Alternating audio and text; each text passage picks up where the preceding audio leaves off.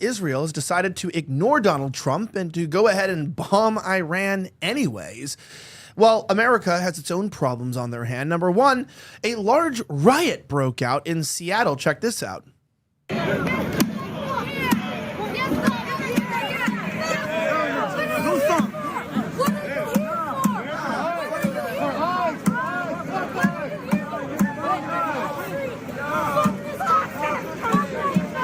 What you're witnessing there is a man in a Mexican flag and a communist foot soldiers trying to assault a man, asking him, "Why are you here?" as in America, because he tried to prevent an American flag from being burned.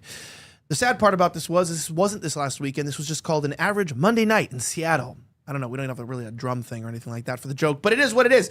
Plus, on top of that, we're also finding out that Trump is deciding that he's going to possibly give amnesty to farm workers and leisure employees, because God knows that the Hilton family needs cheap slave labor. Or who else is going to clean the toilets, Mr. Trump? We're talking about this and so much more here on another episode of The Rift, live Monday through Friday at 7 p.m. Eastern Time. We're running a little bit behind today due to some technical errors, but we're ready to start the show. Let's get into it.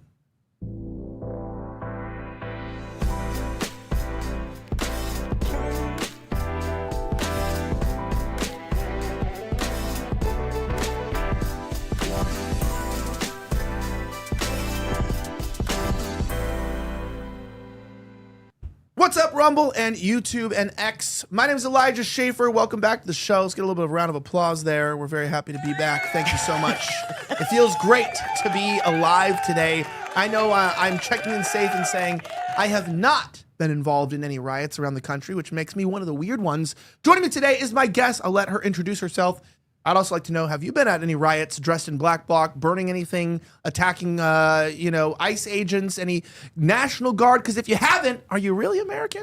I don't know anymore, but I was in the World Gay Parade this past weekend in Washington, D.C., which was quite a spectacle, so at least I'm participating somewhere. What's that? What's the World Gay Parade? It was a really big gay parade in New York. Lots of trans people, queer people. I mean, it was wall-to-wall D.C. It was a big deal there, and I went there with Roseanne because we did a documentary about Roseanne, the comedian Roseanne. Yeah. Okay. Yeah, and I executive produced a new documentary that's coming out about the cancellation of Roseanne and the return of the badass.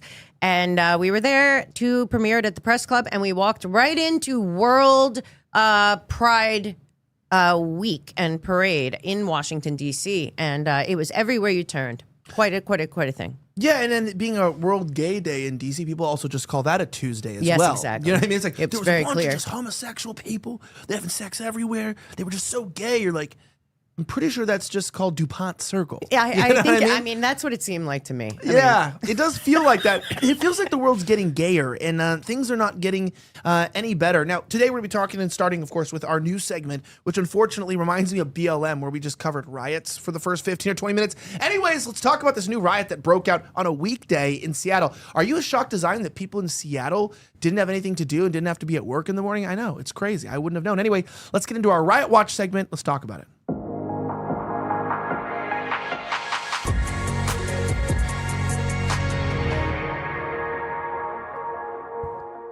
All right.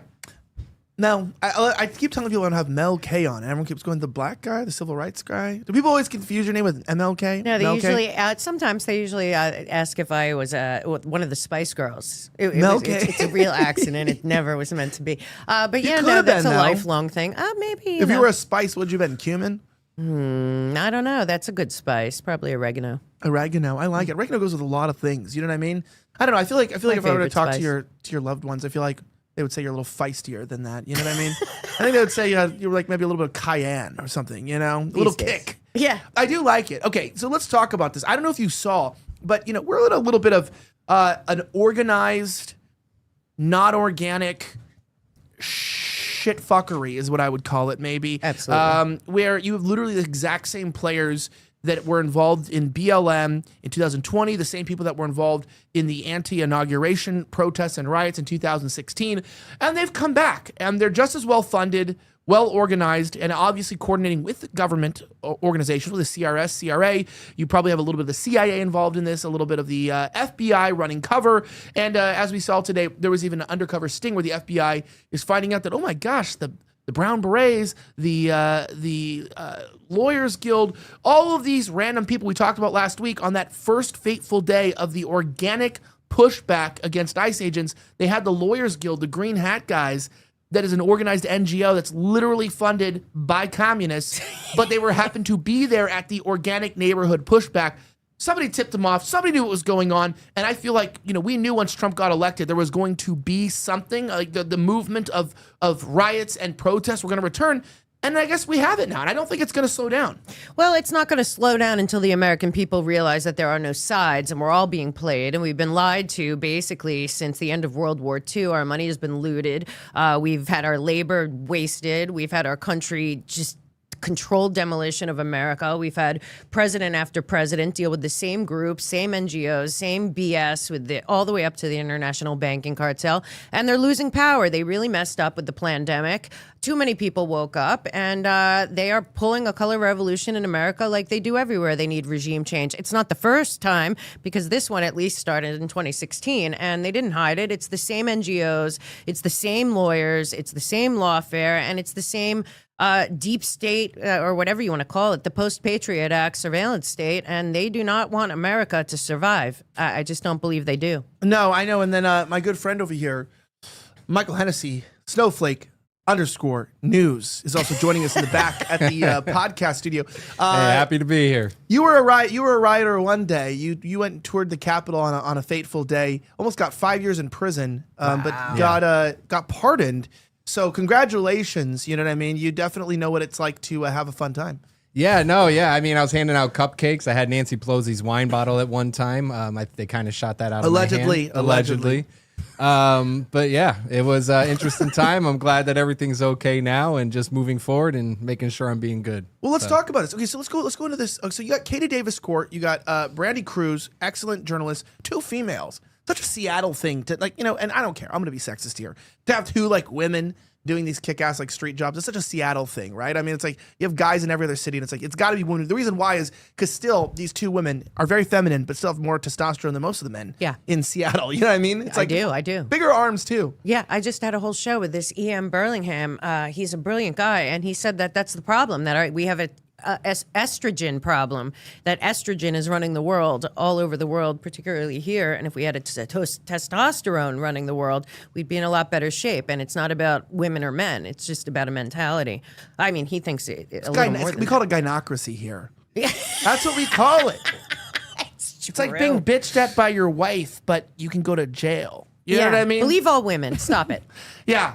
That didn't work out too well for me. I learned the hard way on that one. But, jokes aside, check this out. So we started in Seattle. There was a demonstration that took place. And we have this real problem that's happening at these riots, right? What happens is you have these demonstrations, and they always call them peaceful, but they're really sort of unlawful assemblies. And the way I define an unlawful assembly, you can just play this here. You don't have to keep the sound on there. But an unlawful assembly to me is when people come to demonstrate and they essentially do everything that the people did on January 6th, but unlike January 6th, nobody at the left cares when it's their people doing it, right? They start lighting fires, they start throwing projectiles, they start tagging, they start doing, again, everything from January 6th that people said was an insurrection, which is crazy because when I say all this, but they're doing it at a federal building, which is also January 6th, right? So they're committing, questionable activity that is illegal, maybe not violent, but it's definitely illegal. You can't block streets, in traffic without a permit. You can't,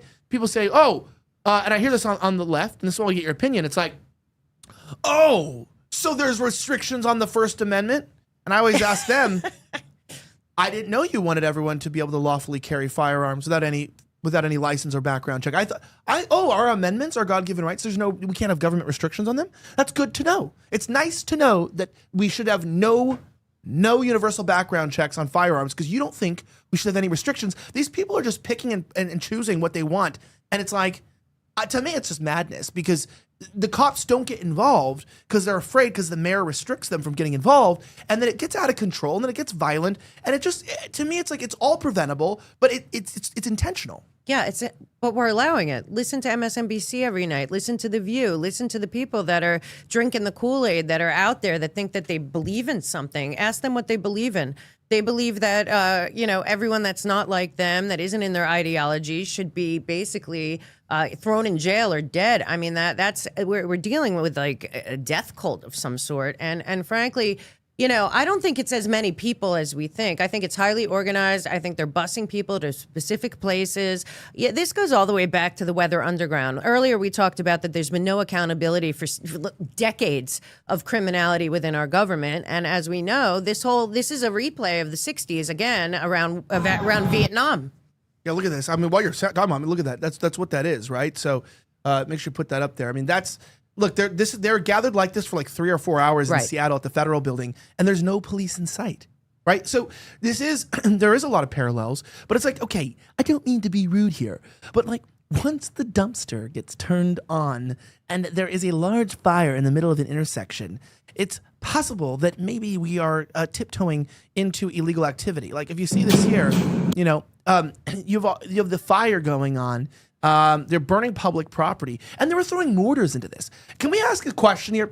I gotta ask you, do you see a lot of people using these mortars, 500 mil shells, whatever? I'm sorry, there's always some pyromaniac that's like, that's not the right measurement of the mortar. I don't know. I made up a number, okay? You just always go with a bigger number, height, other things. When that girls ask, okay? I got big shells. I'm a man with a big shell. But they're throwing mortars in there. I watched a couple people's hands get blown off in Los Angeles. They call those the 5-finger discount. Unfortunately, you now have 5 less fingers for the rest of your life. You're discounted. But I kind of wonder, does that considered lethal, like provocation or assault, launching mortars and fireworks at police officers? Or is that considered peaceful? Because I was watching a journalist talk about how it was peaceful, and behind them I watched people launching mortars at police. I'm pretty sure that would be considered like attempted murder, right? Or at least assault, like deadly assault, something like that. I think it's psychological warfare. We know exactly what's happening. We can see with our eyes. We can hear with our ears. We're watching it, and they're telling us it's peaceful. They're telling us, that this is all about freedom and taking care of our people. I mean, today they had the hearings with Hochul and Pritzker, and they're all like, we're just protecting our people. ICE can't come in. Don't forget, cops can't even get involved. They're not allowed. The cops, after defund the police and all that, there's no law and order, and that's what they want. They want America to collapse from within because of unending chaos. Sorry, I keep trying to play it here. I'm trying Go to ahead. just whenever you see a video on, just start playing it as background, as B-roll here while we're talking. But but you see this. Look, they're not doing this standoff. This is what you're saying right here. There's a standoff going on, and I don't know if you saw. But you see this policing tactic, right? The same thing goes in LA. There's this hesitancy. Yeah. Well, actually, so kind of. But from my understanding, the mayor of New York, let me find this real quick. You can take that off the screen. The mayor of New York actually kind of gave the green light for the police to just sort of push people back as needed. And I saw this clip that I put up that was absolutely amazing. We'll talk about some of the more interesting things of people being busted. But, I want to play this one real fast, too. This one's so good. Check this one out. This guy refuses to move. This is the white man's burden right here. Oh, this is awful.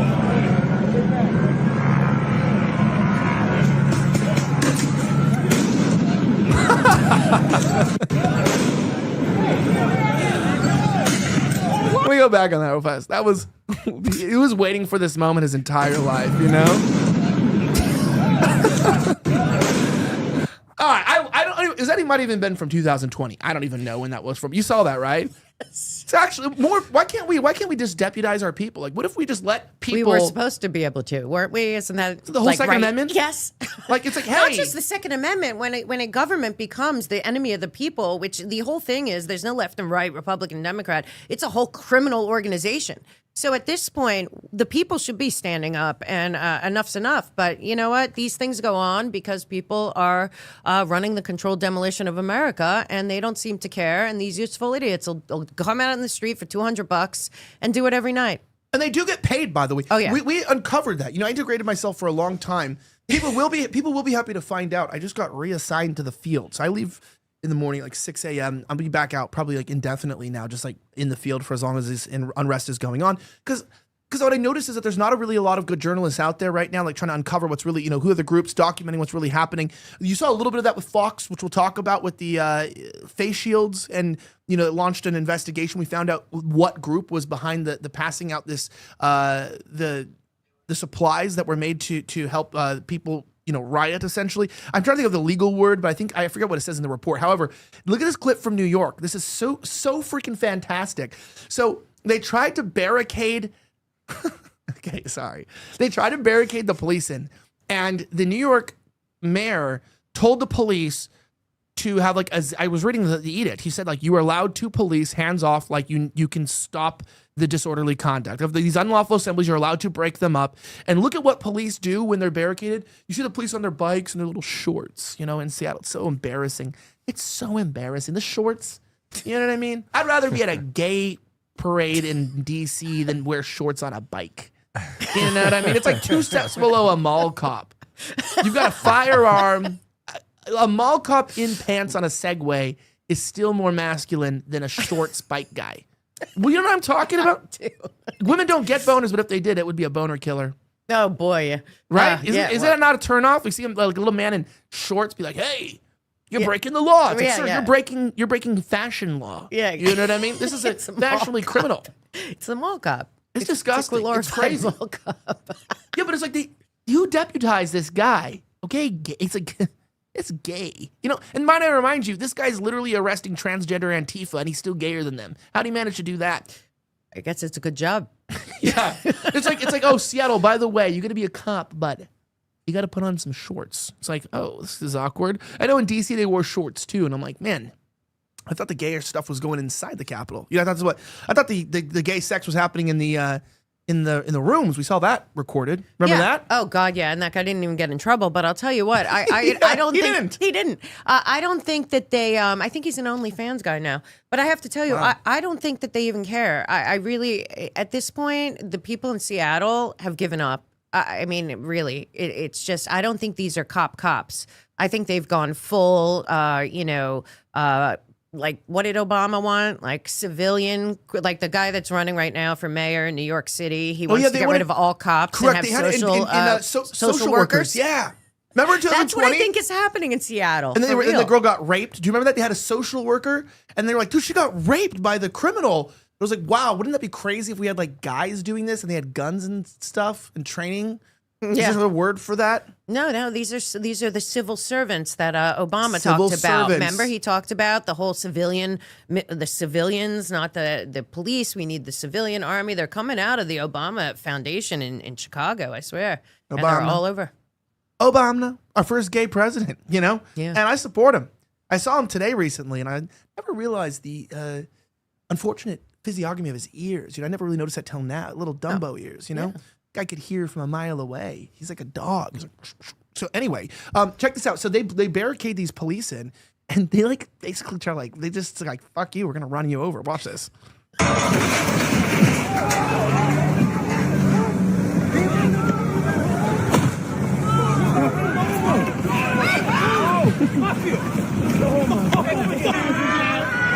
Get on the sidewalk. We're all under arrest. Let's go.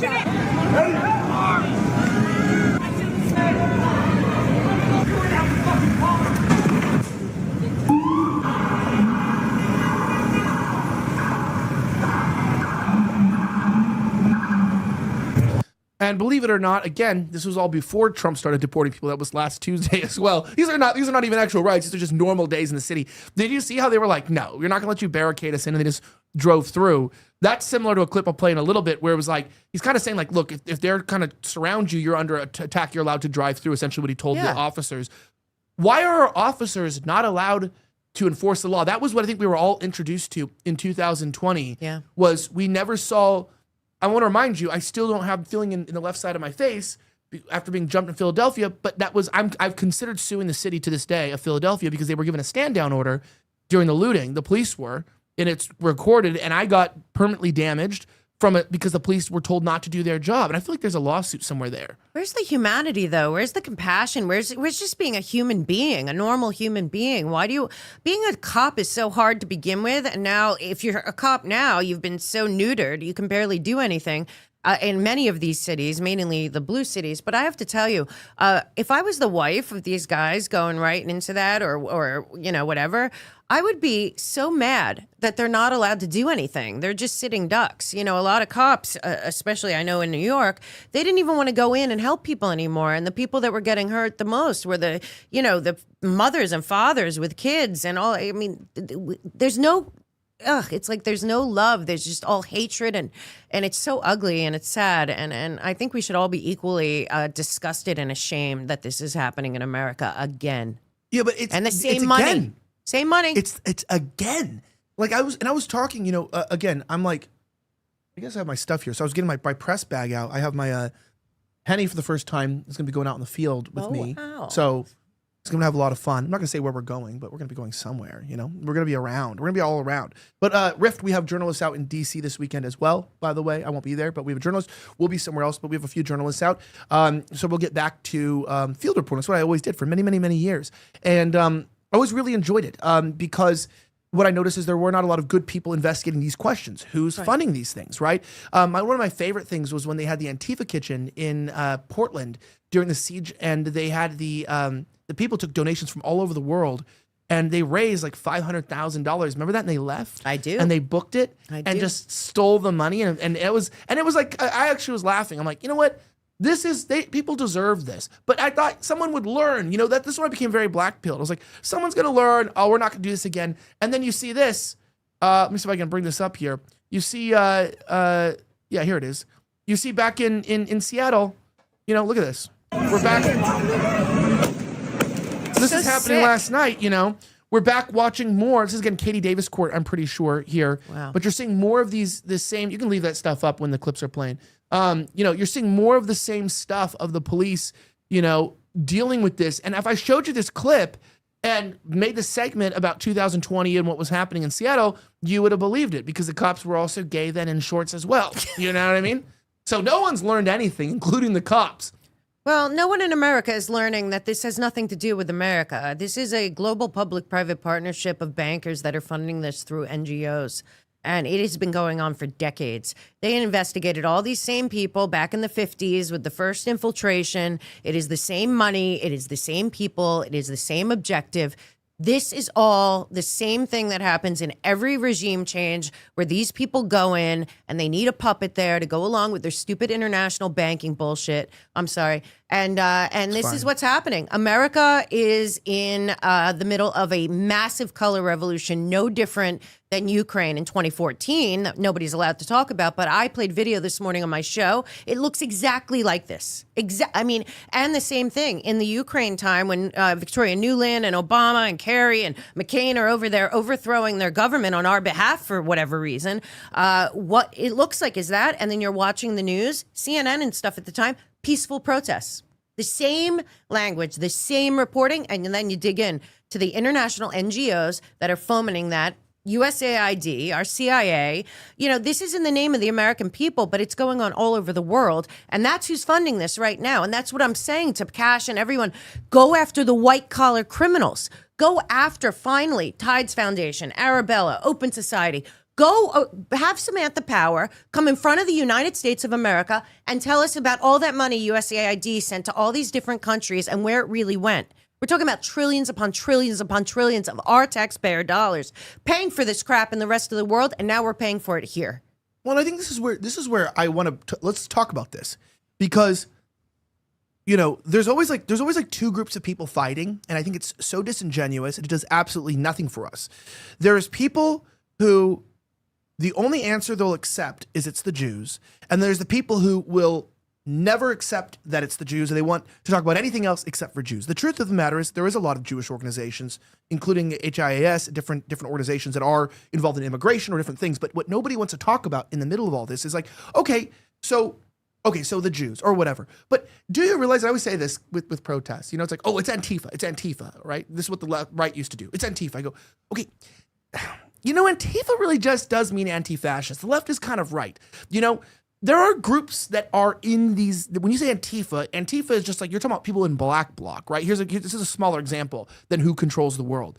And people wear black bloc, journalists wear black bloc, but who is it? Okay, so like if you go to Seattle, it's like the John Brown Gun Club. And there's also a few different factions as well that meet at this one library in downtown Seattle. And it's like the Communist Revolutionary Front, right? I'm just saying, like, you go down. It's like, and what their tactic is that they're wearing black bloc, but really, what is Antifa? It's not anti-fascist, right? You can't let the media switch it on you.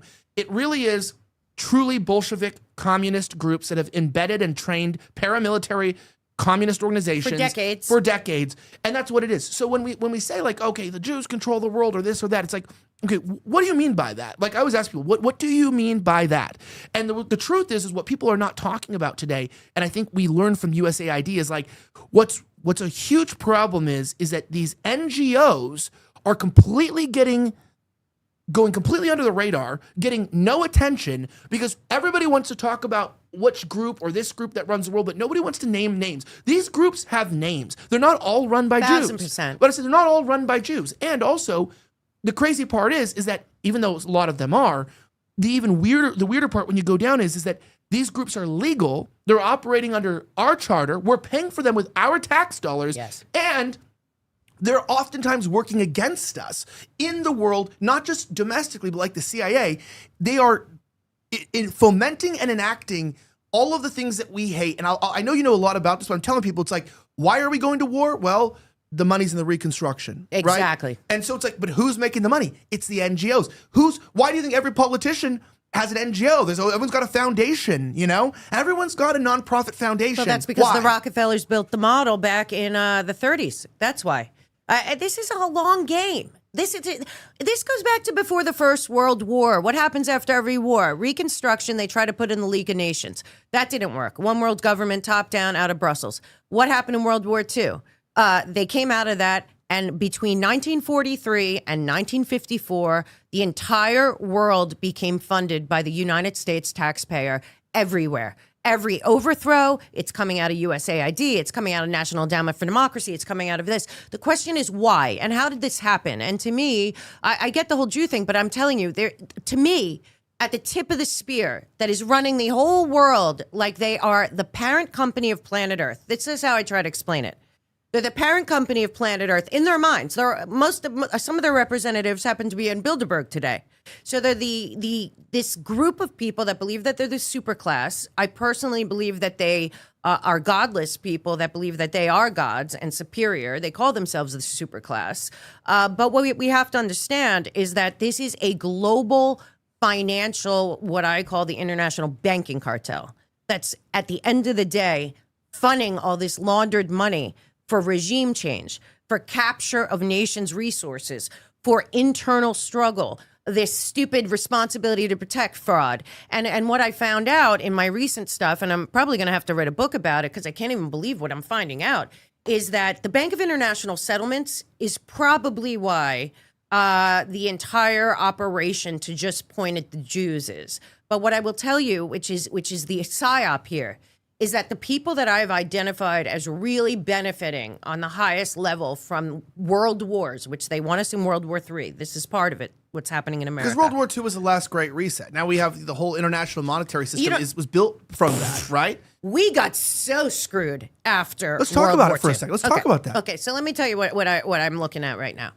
So what I need to know is who is Alan Dulles and who was he working for? Because Alan Dulles, who started the CIA, was formerly in the OSS, was working in Switzerland, basically arm in arm with the Bank of International Settlements that was taking a lot of money from Germany during the Nazi regime, was making money hand over fist, billions of dollars. As much as people want to talk about the Holocaust and all of that, they killed a lot of people by working them to death in factories, and not just in Germany.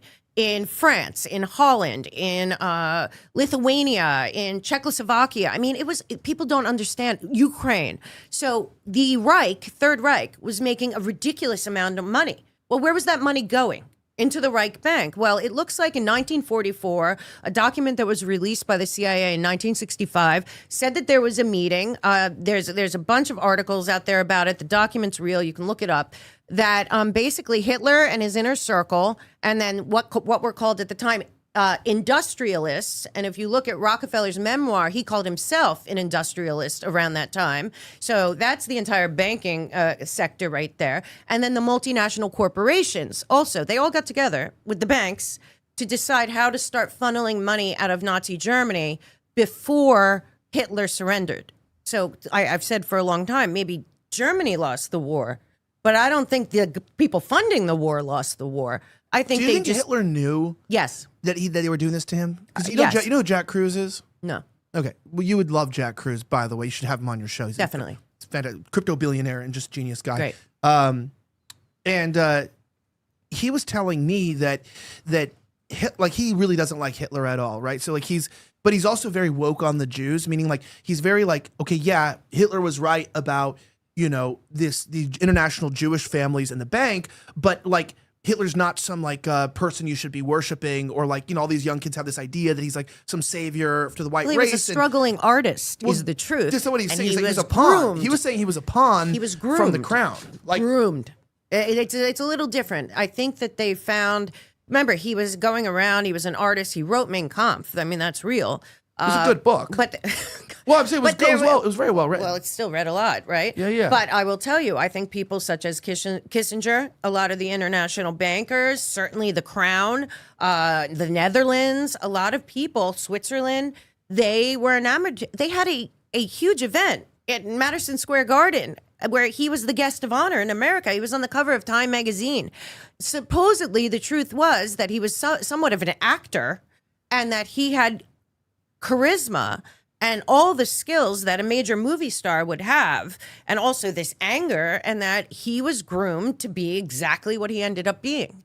Not that he's not responsible for it. I disagree with Jack where I go, you could be right. I wouldn't know. I wasn't there. You weren't there either. I wouldn't know. None of us But I do think that it also could be too that, I think he did care about the German people. I think it's clear from Mein Kampf he cared. And I also think it's clear that he did believe to an extent that there were these international Jewish financiers who basically wanted Europe to be what we see it to be today. They had this plan for the West and for this international banking system and these things, and they're going to strip Europe of its culture. And I think he wanted to prevent that. But that's what I'm wondering. Was he ignorant? Did he get used? Well, that's what you're saying. Yeah, it appears that he became that. But I'm telling you. He did lose, and I don't think he thought he was going to lose when he went into war. But Jack says he did. Jack says he knew, and it was all part of the plan. He lost intentionally, and I was like, I don't know if I believe that. I don't know if that's true, because by the end, I think he was a real drug addict, and he was losing power. I mean, it looks like he really went. Whatever the case may be, we will never know. What I do know is that there was a meeting with all of these people, knowing that they were going to surrender and to try to get all the money out of Germany, billions and billions of dollars, which a lot of that money went to the Bank of International Settlements, which somehow, to this day, has sovereign immunity like the Vatican. Nobody's ever been able to look in it. Nobody really knows anything about it. It's in Switzerland, and it's totally immune from any kind of investigation, any kind of request, any kind of anything. And here's the crazy part. Our Federal Reserve and our 12 governors in America go to the Bank of International Settlements for closed-door meetings every couple months and then come back here. And that's not just here. That's bankers all over the world do this. Let me ask you this. I'm going to play something that's probably going to get me in trouble here. Okay. But, might as well. And there's a lot of these AI things are translating his speeches, and I always hear a new translation, it's like 40 seconds every day. And I'm always like, it's always fascinating to me, because what I told people we talk about tonight, I'm like, what you're going to find out is we were completely served a big fat lie on what happened with World War II 1,000%. and who was really involved and the complicated nature. There wasn't this great evil and this axis of evil. Just the fact is, does no one ask, like, hey, Russia played on both sides? Like, does anyone ever ask themselves that question? And also, by the way, to all of my lefties out there, since California belongs to Mexico because they had it first, shall we return Poland and France to the Germans because they also had it at once too? I don't know. Do we give the land to who conquers the land, or do we give the land who previously had it? I have a viral tweet going on saying if Mexico owns California because they had it once, then we need to give Ukraine back to Russia. Okay, it went crazy. It's like 90,000 likes now. I'm like, it's actually crazy. Don't even dare say something. That's called critical thinking and common sense. Yeah, it's like. Remember, they're trying to train everyone to not even think anymore. Our brains are under attack on a massive scale because they're telling us AI is smarter than us, and we're having a whole couple generations of children and even people our age that are now, they don't want to even hear about it. They're just going to ask ChatGPT, and that's the truth. And that's the psyop that we're dealing with. But I do want to get back to what happened after World War II, because I'll tell you something. We need to find out, so who was in there? Alan Dulles. I want to know if the CIA, like the Dulles Airport, right? Yeah. Alan Dulles, the CIA head during World War II. He was in the OSS, came to America. He was the big CIA guy that had all the problems with JFK. His brother, John Foster Dulles, was the Secretary of State. But something was going on because at the time, the Bank of International Settlements was getting money out of there. And Chuck Grassley, just in this February, he had inquired to Argentina. They want all these records from Argentina from when all the Nazis left and went to Argentina, and they're investigating Credit Suisse. So there's a big investigation going on, and everyone's saying that when we find out that what comes out of the Credit Suisse investigation, that our entire understanding of World War II and post-World War II world, especially financially, will be blown apart. And what I honestly believe is whatever happened, it was by any means necessary, and they transferred and consolidated for the UN, the International Monetary Fund, the World Bank, and basically from that point on, they also gave immunity to all NGOs, which included everything. To rebuild the country, right? I mean, to rebuild the world. The right? world. It was the German Marshall Fund was the biggest fraud ever committed on the United States of America taxpayers. We have paid trillions of dollars to build the EU and the euro. Just everything after World War II is about an European international banking system that has captured the world. And that's why I'm all for Donald Trump. I saw the World Trade Organization made a statement yesterday, and I said, oh, they're getting scared. But everyone on planet Earth should look into and find out what exactly the Bank of International Settlements is, where their money comes from, and how much money they're sitting on. Because there is a problem there, and I want to know exactly what Alan Dulles' relationship was with the international banking cartel, because it's starting to look like the CIA really works for them. And if that's the case, and we've been deceived, I just saw a clip from Tucker. Somebody was on there, and Tucker asked how many CIA presidents were in charge of, how many presidents of the United States were in charge of the CIA? He said none. He said the only one that tried was JFK, and I think that was led to his demise. So the question is, the CIA, the International Monetary Fund, World Bank, BIS banking system, and then the UN, which is obviously was funded by the Rockefellers, and then you have Kissinger, Brzezinski, all these people that built this like full spectrum military takeover of the world. It continued and continued. So at this point, we really got to look into it, because also Anthony Sutton wrote a book. There is no way Germany or Hitler would have risen without the money from Wall Street and the international banks. Well, I know, and like you said, he was popular here. Plus, you have this. I just didn't understand, because, like, listen to this. Here's a random wolf talking. Listen to this one. This is a recently translated speech that got banned on TikTok again. But listen to this. After another rejection of my peace proposal by the present British Prime Minister and the clique that supports or controls him, it became clear by the autumn of 1940 that this war, contrary to all reason and necessity, had to be fought to the end with arms. You know me, my party comrades. I have always been against half-hearted or weak decisions. If Providence wished that the German folk could not be spared this fight, then I would be grateful to it for entrusting me with the waging of a historic struggle which will decisively fashion not only our German history for the next 1,000 years, but also the history of Europe, even the history of the entire world. The German folk and its soldiers today fight not only for themselves and their own time, but also for coming generations, even the most distant ones. So what I want to bring up from that speech was that it seemed like he's alluding to, like, hey, if we lose this war, we were joking about this today. Our editor-in-chief's in Berlin, and I was telling the guys, don't know how I know this, Mel. Sorry, don't I know this? But you want to get peed on in a dungeon, and you can get it done in Berlin, okay?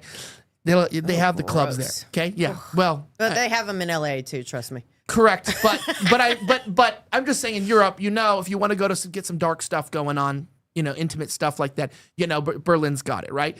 And the funny thing is that we were talking, I was like, oh, it's just such a shithole now, these terrible communist, architecture, all this stuff. And I know, Mike, you were like saying too, you're like basically, yeah, it's like Weimar, right? Again, it's like it's gotten back to where it was. Yeah, no, it has. It's terrible. Everything you were telling me about how they have every club has those type of events in it, and yeah, I mean, it's really polluted now. Well, yeah, but all I was saying was that, like, okay, you see Europe now, and you go, this guy. This is what I'm still confused about when talking to multiple people about this event.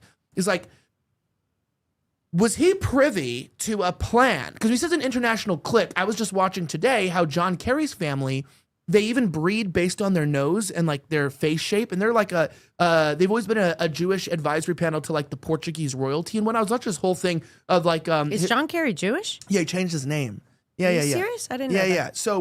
So like they're like this. So like apparently I was watching. This is not like an anti-Semitic thing.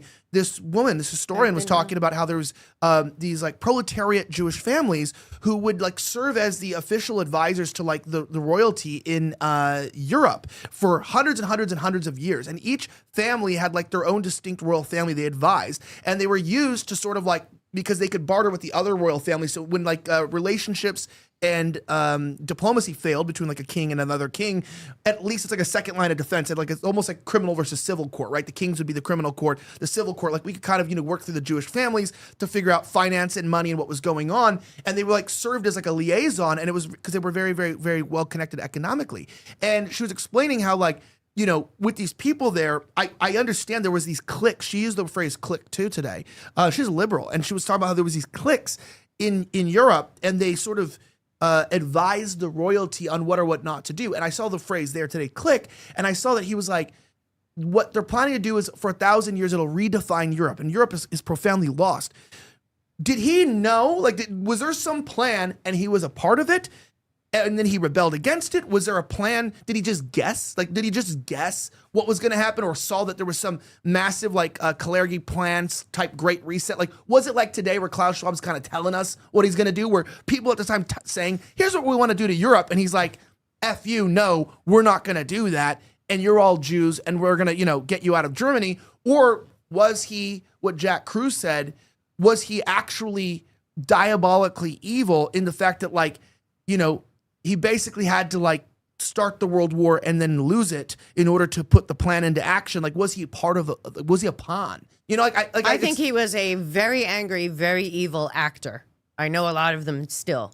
And I think that all of that stuff, yes, I think a lot of, like, when I hear that speech of Hitler, I think who wrote it? Who wrote it and why?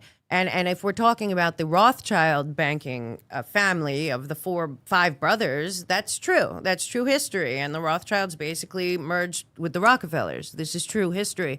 The Rothschilds also ran the basically banking headquarters of the world, which is the City of London. So that's what I'm saying. That's one aspect of it. To think that it's just that at this point in 2025 is very naive and part of the PSYOP, in my opinion. First of all, right now, the people that are trying to destroy planet Earth and then go live in their bunkers till as many of us are dead as possible, which is, I think, what we're dealing with. I think every single war, including in the U.S. think so, by the way, the planet's population reduction, like that, like through war? 1,000%. I believe that. 1,000%. I also think that that's a lot of what happened in Germany. And don't forget, what is not talked about is what the Bolshevik Revolution and the Mao's also revolution. A lot of this was connected to the international banking system. So you really do have to understand, in my take of what I see in World War I, following the history, through the creation of the BIS as a reparations bank from World War I. But if you learn about World War I, it sounds like kind of a setup.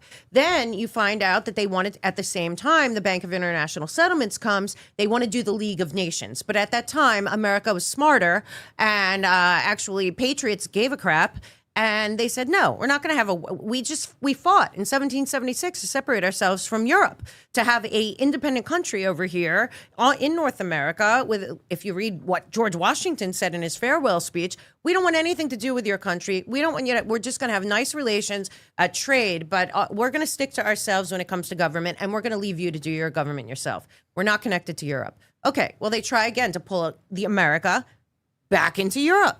Then World War II happens. Right after that, we get the German Marshall Fund to rebuild Germany, which, of course, we have the Ukraine rebuilding fund of $800 billion they announced 3 years ago out of BlackRock and JP Morgan and the rest of them.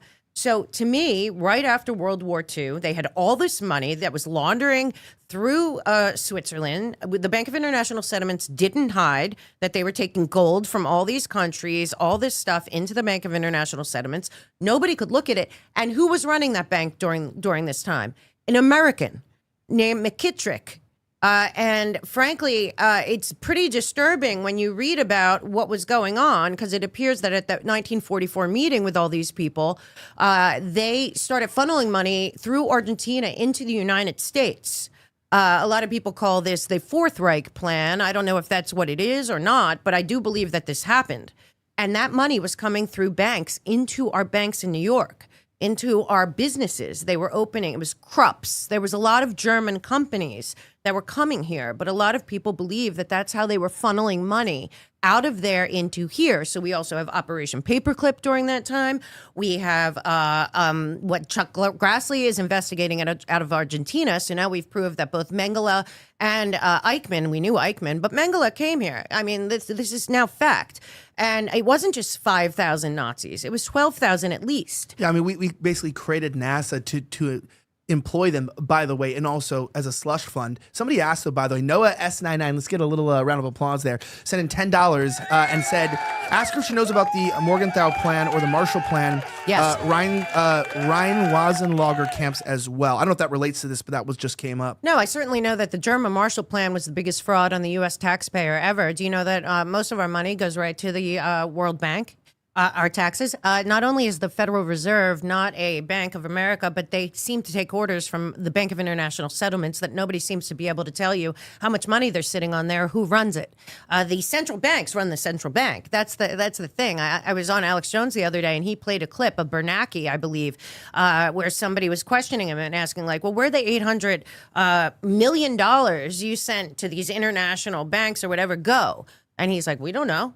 I mean, that's how ridiculous this setup is. It's a fraud on all of us. And I do want to mention something that's really important about all this, because we're looking at the color revolution kicking off in America, and they've been all over the world. And then I found another thing that came in this period of time, 44 to about 50, in Switzerland and Germany and Europe and UK and in Wall Street and DC. Something was being created, an international banking cartel. That's what I call them. That's who's fighting the whole world right now.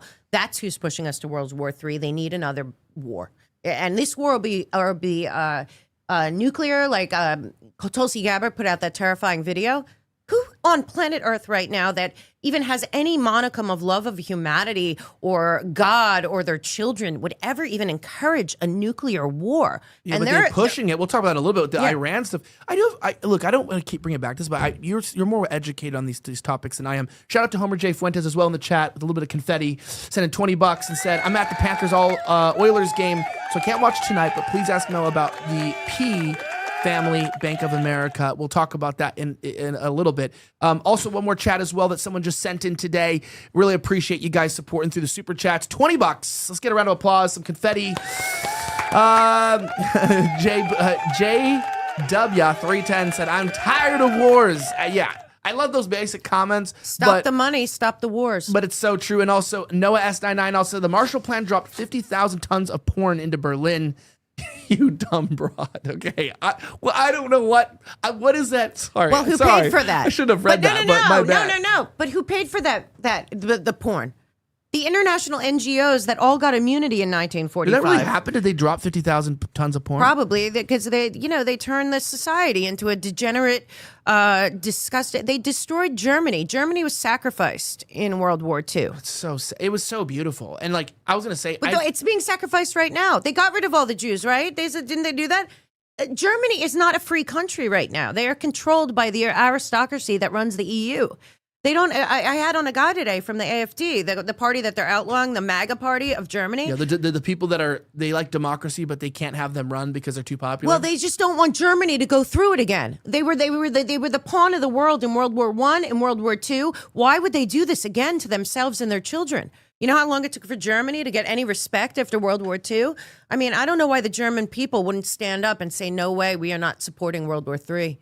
There's no way. Because it's coming on that guy in Germany. Look, I don't want to go too rabbit trailed here, but like they're smart now, because what I've noticed is that, which is why we talk about this a lot. I do want to remind you guys to please pick up. It's supposed to be a comedy too. Well, yeah, but I want you guys to pick this up. I'm telling you, this is not joking man's edge. I'm not going to go too far into it, but remember, this helps with testosterone. Please make sure that's the wrong thing there. Make sure that you grab man's edge. You go to ElijahIGF1.com, ELIJAH, the number 1.com, promo code Elijah. This has fenugreek, NO2. It has, some of these growth. Well, I shouldn't say growth hormones, but yes, but IGF. It does help boost your body's natural testosterone production. And by the way, there's really only 2 ways to supplement. You're going to have to shoot a needle into your butt, or you can do sublingually direct in your blood with a carbon delivery system, because all the oral stuff that you take, it just breaks down in your gut. It doesn't actually absorb. So you have to find a way to get absorption. Look, you can go get injections, but the first step would actually be using Man's Edge. This is obviously, it's literally a liquid. You put a little bit under your tongue, you let it sit for like 15 seconds, and then you swallow it. And what you're going to see improve in your life when your testosterone goes up, you're going to, sorry, there's a lady here, but I don't think she gives a shit. Your boners are going to be harder. You're going to go longer. You're going to have more loads.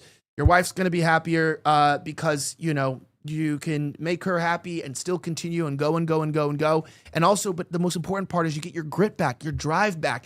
There's a lot of people walking around. A lot of conservatives are really about like looking conservative and acting conservative. But what about your chemical conservation? What about your body? What about the actual hormone distribution? So you get all these guys who are such pussy-footed gentlemen. We need men back, right? And I always joke with this. I always tell my wife, you can always think sometimes I'm a little bit rough around the edges, and maybe sometimes you don't like all my behavior, and a little bit you go out with the boys or whatever.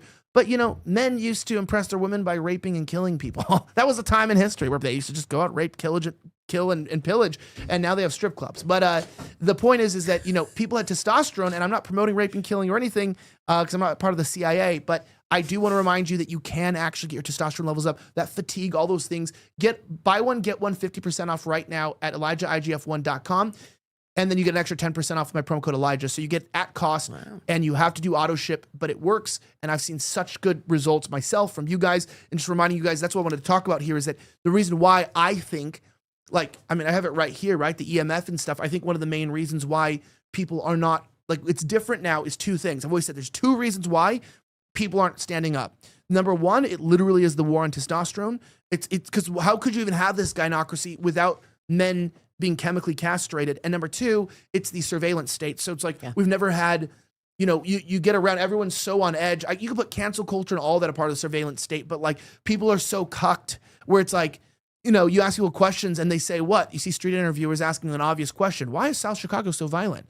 And then it's I can't say that. They look around and people are so programmed now to not acknowledge the truth when it's inconvenient, racist, anti-Semitic, or whatever. People this war on people's sovereignty and independence and autonomy has been very successful, Mel. And it's not going to be easy to get out of this because the men aren't strong and everyone else is afraid. And so you have weak people who are fearful. And I just, you would get called anti-Semitic, for just... I get called everything. Yeah, I've seen you get called anti-Semitic. Yeah, I get called anti-Semitic all the time, but that's not the point. The point is that this is a war on all of us. All Americans are on the same side right now if they don't know it.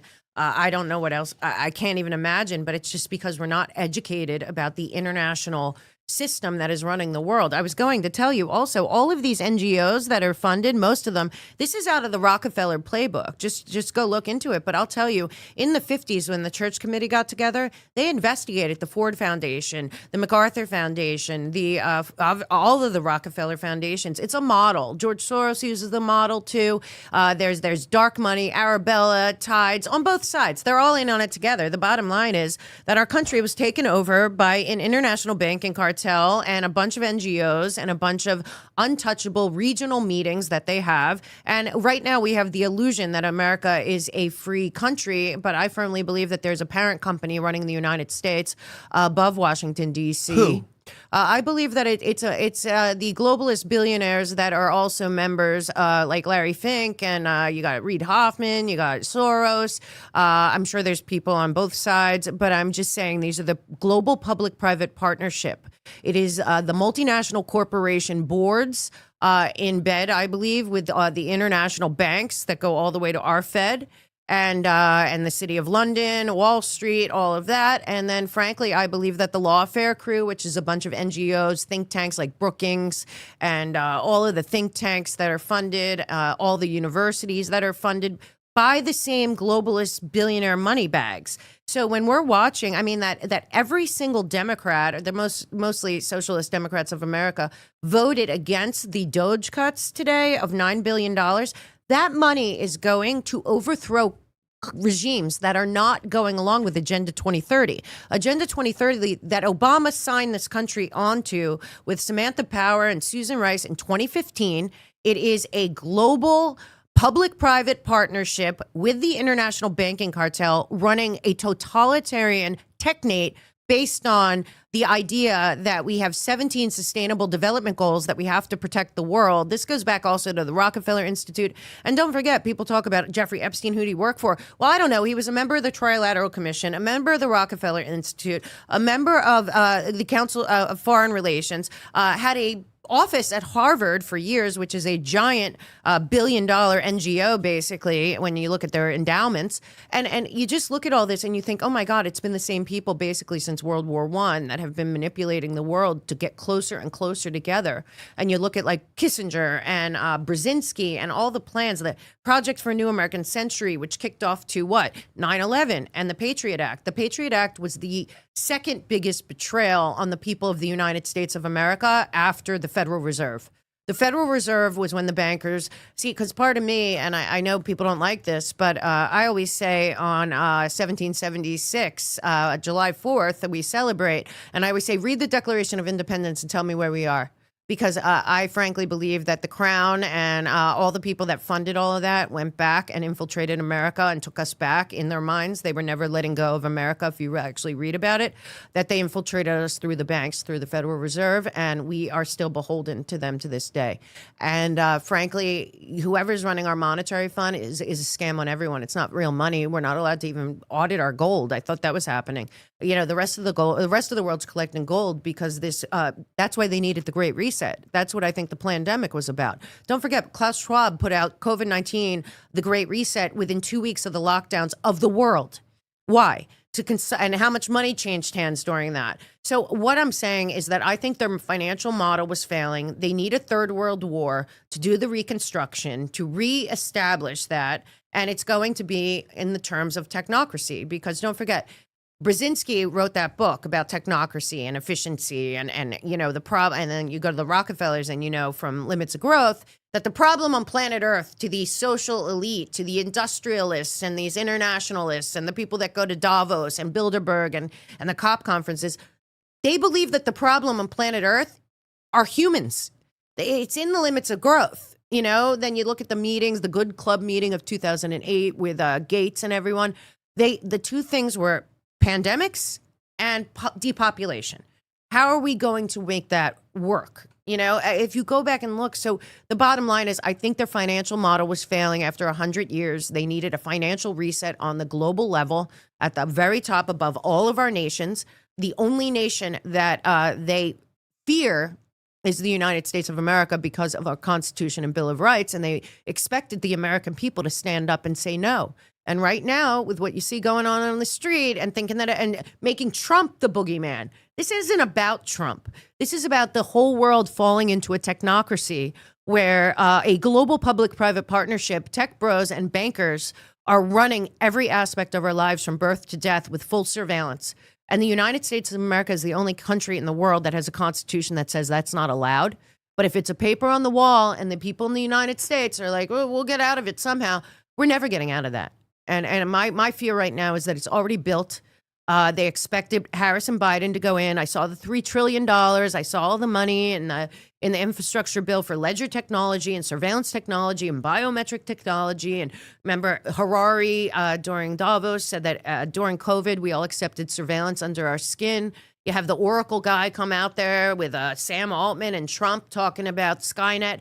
The bottom line is the only country in the world that can stop this, and the only country in the world they need to make it happen, is the United States. And I believe that since Obama signed us off on in 2015, there's been trillions of dollars invested in the 2030 agenda, which was the end of nation states worldwide for the global good. Right. Well, and I know you'll probably disagree with me on this, but but I'm saying, but like, sometimes I get why there's the people that just say it's the Jews, because you're like, these banking cartel families mostly are Jewish, right? I mean, like, a lot of these. Well, the guy that ran the Bank of International Settlements during the Nazi years, his name was McKittrick. The Rockefellers aren't Jewish, are they? But didn't they do breeding? Like, wasn't there a breeding rights thing with the Rothschilds where they like intermarried technically, and then like, from my understanding, the Rothschilds even owned the breeding rights to the royal family, which is like why. Well, I think we have to go back to the Dutch bankers as well. What did the Dutch do? The Dutch were the original city of London. They were the original bankers. I think it came from the Phoenicians. Then the Dutch. So then this is what I'm trying to understand. So it's European. So is it European? But because the Jews that are doing this are European Jews, right? They killed all the Jews, and Germany's a disaster. So yeah, but I'm talking about the rest of them, like the families. Because also, didn't England send all their Jews, the Fabians, to the United States, right, in the 1800s, right? They basically we got the did Fabians, that too. and then we got the Frankfurt School at Columbia that destroyed our education system by also the Rockefellers. Yeah, and then who was the other one that Germany sent out? Do you remember what it was? Tavistock? No, the design school. I don't think it was the Frank. I don't think you it was mean the the New Frankfurt School of Social Research? Yeah, it might be it. But the ones that created a modern design, like brutalism and all this stuff, that you're just like. The most anti-Semitic thing he did that I actually support is when he kicked out the people who wanted modern art and modern design in Germany. I was like, I don't care what race you are, I don't care what religion you are. Whoever's responsible for that, fuck you. Because I hate what they've done to like what we used to have, like a Victorian colonial architecture. Yeah, but why don't we have that? Because they don't want to spend money on our life. None of our they don't care about us. No, they don't. Tucker says it's intentionally making things ugly to mock us. 1,000%. These are humiliation rituals. These are the Nazis. They didn't stop. Okay, and when people don't even, and Nazi is a stupid word. We should just get rid of it. It is a conglomerate that acts like they are the parent company of planet Earth, and it started in America, I think, through the Federal Reserve. Then they built all our railroads, owned all our land. Then they're funneling money through World War I, World War II. And then I think what Chuck Grassley is looking in right now, and nobody's paying attention to it, and Milley sent him the records, and these have been looked for years. But we are going to find out. Remember, Switzerland was neutral. But Switzerland was never neutral. And frankly, whatever was going on at Credit Suisse was laundering money. And I honestly, I believe at the very top, I hate to say this, but I think we've been duped about what the CIA is and who it works for. Because I think it's part of the international banking system more than anything else. And if you look at all of this, you're going to follow the money, and it all goes to the same handful of billionaires and their heirs. Can I show you this real fast? Yeah. So I was in LA. And they built this new building. The philanthropist. I gotta find out we should start looking at actually who funded this. I saw it and I go, what the hell is this? Look at this building in the middle of the LA skyline. This giant building. That's terrible. Yeah, look at that. I used to live right there. Yeah. Is that West Hollywood? Yeah. Look at this building. Look at it. Hold on, let me see if I can get a better angle. Is it the IAC headquarters? Do we know what building that is? Let me see what this is. The gas guzzling villain's lair. Welcome to LA's grotesque new high-rise. Look at this. Oh, that's terrible looking. Yeah, inspired by Yeats, Wagner, and French realist painting, the Rapper Tower was meant to reawaken the city's skyline, but this monstrous erection, just a monument to its own designer's ego. It looks like a prison. But look at the Bank of International Settlements. It looks like the Tower of Babel. Yeah, I don't know. Well, there's a terrible problem in LA. I was gonna say, oh my gosh, let me see this, Professor. We're gonna have to get into the main story because, by the way, I just want to tell you this right now. We got to get into our main story because Israel just started bombing Tehran right now. They did? So they started dropping bombs on Tehran. Let's get into our top stories. Let's get into it.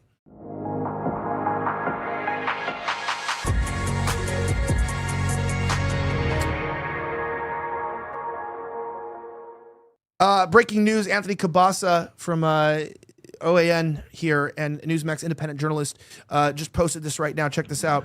It appears that some sort of a drone or bomb strike just happened right now in Tehran. This is within the last 8 minutes, by the way. So we're talking about this is happening, live as we're here. Obviously, if we just kind of look at the timeline and what's going on, it's Caitlyn. Caitlyn Jenner, you're not helping fight anti-Semitism by doing this, please. Caitlyn Jenner's a weirdo, but I mean, nice person, but please don't cut off your penis if you have one. God gave it to you for a reason. I don't think she did. I think he did it. You don't think it? You don't think? I don't know for sure. I just don't think so. I don't know. I feel like he's told. I think they went whoosh. Anyway, I was going to say, he treated his penis like it was Tehran, and he bombed that. I want to say this. So, I know Fuentes did report it too. He said Israel's officially attacking Iran, but. Let me see if I can get a live update. Give me one moment here. Let me take this off the screen. Let me see. Israel, Tehran, because when this stuff's happening live on air, I want to be very, very, very careful here. Okay, yeah, check this out. Here we go. So there's more of the footage here. Let's see this. Let's see. Supposed to be pictures of the bombing. Again, they said they were going to bomb Tehran. Let's talk about this right now. Let's really talk about this. So I was actually really shocked because do you know who Myron Gaines is? He runs the Fresh and Fit podcast, black guy. Okay, that where they have all the hoes. I don't go on YouTube for years, so okay, but you know those kind of podcasts though, where like they have like a bunch of hoes, and then like the dudes, and they just I've seen Natalie Winters went on one show like that. That was really funny. That was the whatever podcast. Same thing. They kind of copied them. But yeah, so he's former HSI, right? Himself, and he's pretty like anti-Israel, pretty anti-Zionist, I would say. I know him. He's a really good guy. And I kind of got shocked because it seemed like he was making the argument today that like actually Iran is a valid threat to the United States, which I'm wrong, guys, but that's what I thought I saw him say. Because my understanding right now is that all the sides of the right wing, whether it's the, kosher right, the woke right, whatever they're calling them now, the kosher versus the woke, the anti-Israel is pro-Israel. They can all agree on one thing. We should not be going to war with Iran. And that even seems like I'm not talking about the diehard Israel supporters, but like, Matt Walsh or, Michael Knowles, even Daily Wire hosts are saying, no. We shouldn't go to war with Iran. It's not in our best interest. My question is, when Trump says directly, look, whether we like it or not, Israel's going to bomb Iran, don't we have enough control over the Israeli government with the size of our military and our aid to force their hand to not do what they're allegedly doing right now? Assuming that they are bombing them, couldn't we not have stopped this? Like, isn't this a failure on Trump's part a little bit? How would we stop it? Right to cut off aid completely. Just say, hey, we're not. That they need our aid? I think they do. I think they like our aid. I think it might have been a good bargaining chip. I don't know. I still think that this, first of all, that there's war on planet Earth at all is a bunch of death cult psychopaths that want any kind of death on planet Earth of innocent men, women, and children for any reason. The people that are running the wars, their children never die, and it's really absolutely disgusting that there's war on planet Earth over land or what supremacy of any kind at this point. But like I said, I can't get away from that. I believe that every single aspect of war right now, Israel, Iran, America right now, basically they're trying to foment a civil war, Ukraine, Russia, all of it. I think it's all the same money paying for all of it. I think that people at the very top that want the reset, that want the reconstruction world, that have all the contracts after the world blows up, they are pushing towards a nuclear war, and they are evil, and any aspect of that. Now, one thing that is never brought up is that the biggest, as far as I know, the one country that we have a relationship with that is the biggest enemy, apparently, of Iran is Saudi Arabia, because Mecca is in Saudi Arabia. This is my understanding of what's going on in Saudi Arabia. Saudi Arabia has said that Iran cannot have a nuclear weapon, okay? So there's a lot of stuff going on in the Middle East, because don't forget that half the Middle East has a relationship with Iran. Half the Middle East does not. And that also goes with the Muslim Brotherhood and whatever's going on in Qatar and all of this. But Trump was just in the Middle East, and I saw the prince in Saudi Arabia say that he didn't want nuclear weapons. He doesn't want the world to have nuclear weapons. That, you know, obviously he was saying the Saudi Arabian military, the money, everything, Saudi Arabia. But he said if Iran got a nuclear weapon, we would have to. He said he was never going to allow Iran to have a nuclear weapon, and if they did, they would get them, and they would get obviously worse.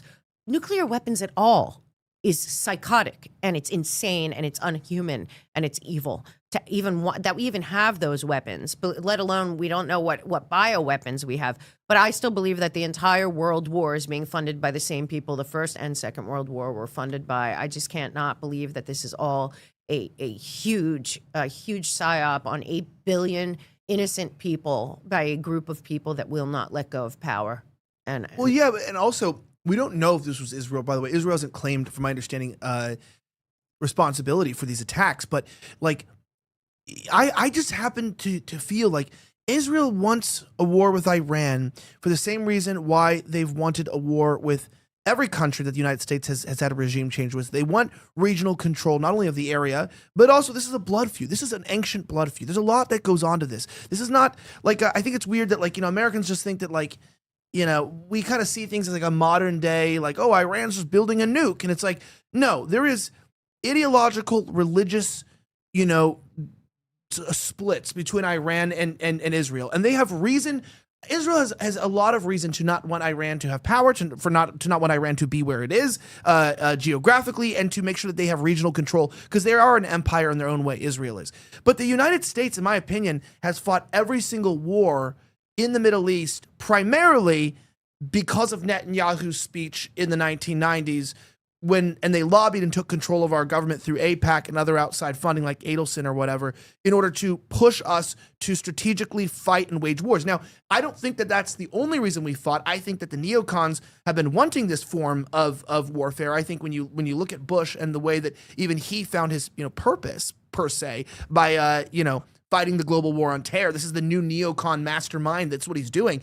I don't think the reason why we really chose those countries is any other reason than I believe the lobbying of the United States, that Netanyahu and their pack are pushing us. I know you're going to disagree with me on that, but I feel like that. Not I feel like I firmly believe that the United States does not have strategic or true opportunistic reason to be in these sustained wars. And I feel like Trump knows that. I feel like Trump knows, of course, that it's like, this is that Israel's battle. We should have no wars. That's what I'm saying. These are Israel's battles, not ours. So but I know that we'll get involved. If they start bombing Tel Aviv or something like that, I feel like we're getting in. Yeah, but it's the size of New Jersey, which is the same argument about Taiwan. It's the size of Maryland. So all those people you're going to sacrifice, everyone. The bottom line is, I don't think any of this is about Israel. I don't think the people funding both sides of this war, everywhere that war is right now, care about any Palestinian or any Jew. I don't think they care about Israel. I think they care about that pier that they're building in Haifa. I think they care about that waterway. I do not think people are understanding that, like in 1984, the people that are the enemy of humanity, of planet Earth, of our children, of our planet, of our future, are a global public-private partnership that is put together in regional meetings around the world that have been going on since World War I. And the bottom line is, they don't want nation states at all. They want a global governance model run out of Brussels. And you know what? And guess who's involved? The United States, China, India, Russia, Ukraine, Israel, the Middle East. There are people from all these countries. I just think all roads lead to the international intertwined banking system. And I'm sorry to say that if people want to pick who they're on sides with, the people on the ground, the 8 billion people on planet Earth, are nothing to the people that are running this shit. They want like what? Wasn't like they wanted like 2 million? What was the number that they put on the on those pillars? I forget the number. 500 million. Yeah, it was like they wanted to reduce by like 90%, 95% of the world. Who do you think put up those? The Guidestones. I don't know. I believe, or I guess, the biggest eugenicists and one of the biggest supporters of the United Nations to begin with was Turner, Ted Turner. He lived, if you look at where Ted Turner lived, in Georgia, remember, he started CNN down there, CIA, CNN, I don't know. But he was one of the biggest funders of the eugenics entire model, which I think a lot of what's going on right now is a massive eugenics plan, because to run their technocracy, they need as much water, electricity, natural resources. You know, if you read Agenda 2030 and the 17 Sustainable Development Goals, it is only to be sustainable for them and their financial system and their control system. And now they have Palantir making deals in America, but also with NATO. We shouldn't have been in NATO. NATO's not a defensive force. I mean, we're being, and the American taxpayer are paying for NATO. They're paying for the UN. They're paying for UNESCO. They're paying for all these groups, Gavi, the Rockefeller Brothers Fund, Open Society. None of them pay taxes. None of them have, they're all kind of immune. We need to understand that there is a global, intertwined, worldwide group. It is not a conspiracy theory. We just went through COVID. How could anyone think that it's a conspiracy theory? The truth is that there are people that run the world, like out of 1984. If you go look up 1984 Winston description of the state, it mocks Mao and Hitler, saying that the state in 1984 has no allegiance or alliance to any flag, any people, any religion, any territory, anything. It is power for power's sake. It is control for control's sake, and it is to be passed on to their heirs. And I mean, basically, that's the description. So if we went back to George Washington's farewell address and actually said, this is what Trump is trying to do, and people would read it, they would be like, oh my God, we went so wrong.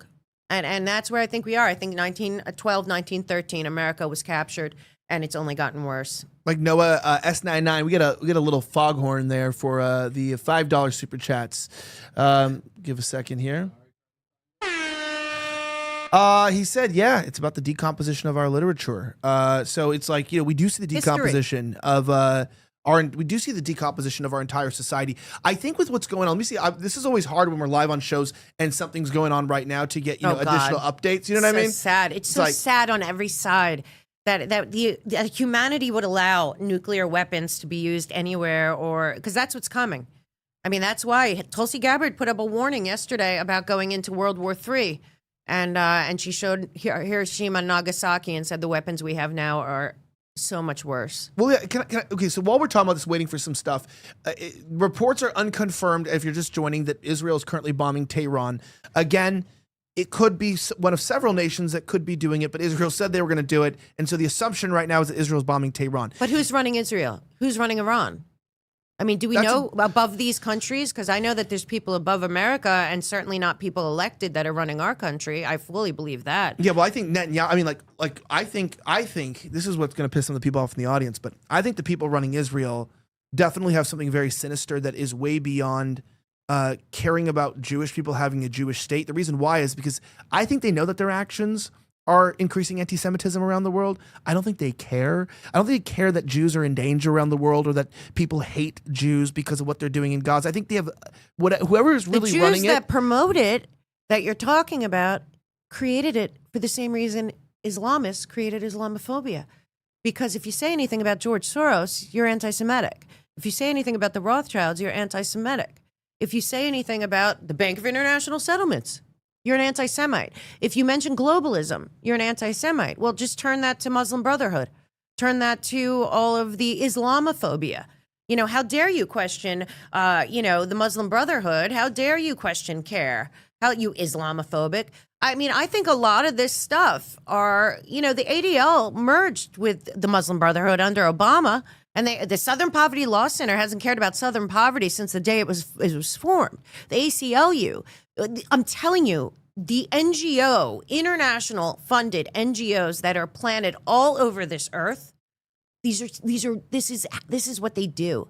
Especially, I really think a lot of bad stuff comes out of Harvard. I don't think Trump's wrong, and I think it goes way back to Kissinger and a lot of other stuff before that. Gene Sharp, a lot. But this worldwide situation is America has the opportunity to disengage. And I think the only way that any of this stops is if America pulls out of the system that is the international NGO, international, conglomerate, all these protected people that were created between 43 and 54. Right. Every single piece of that has betrayed the American people even more than the Federal Reserve. And it's going on, and every politician that doesn't know it doesn't belong there, and everyone that does know it should go to jail. I mean, now we've talked about this. I think even worse, right? People, if you don't know this, we have a brand new YouTube channel. I wanted to let you guys know this. I'm putting it in the chat and Rumble. We just launched a show a couple weeks ago, right? So this is brand new, and I'm playing the long game here at Rift. The reason why I'm running this, we have, a great group of investors that are backing us, but you guys are directly supporting us. And so it is a really risky thing to start a new YouTube channel and try to build something from the ground up that already has a budget and needs, people to be employed.